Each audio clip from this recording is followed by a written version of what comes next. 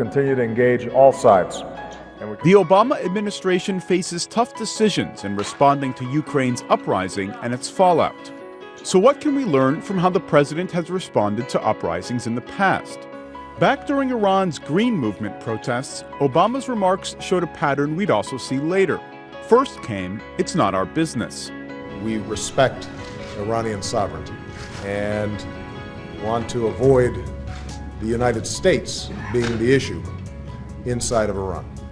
Then, a week later, as the violence increased, a more pointed stance. In 2009, no iron fist is strong enough to shut off the world from bearing witness to peaceful protests of justice. Still, the president was heavily criticized for remaining too quiet as Iran's government cracked down on the protesters.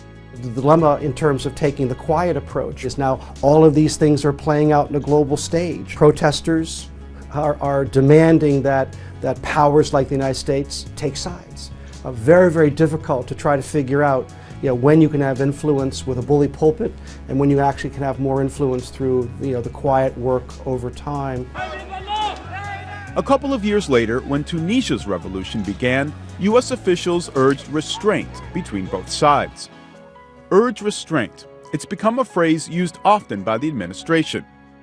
Obama and his team again urged restraint during Egypt's revolution and worked behind the scenes to try and resolve the conflict.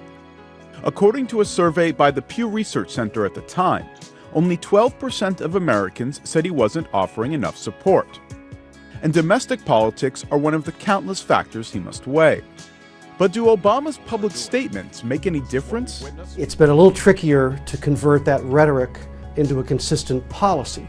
Depending on the country, interests collide. Staying on the right side of history is tricky business. So if history is defined as Tunisia, the United States is on the right side. But then that puts the United States on the wrong side in Bahrain. In terms of airstrikes into Libya in March 2011, Pew Research found that half the country said they were the right decision.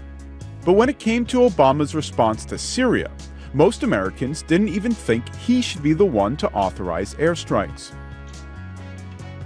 Now, what should he do about Ukraine? Maybe the American people have the answer.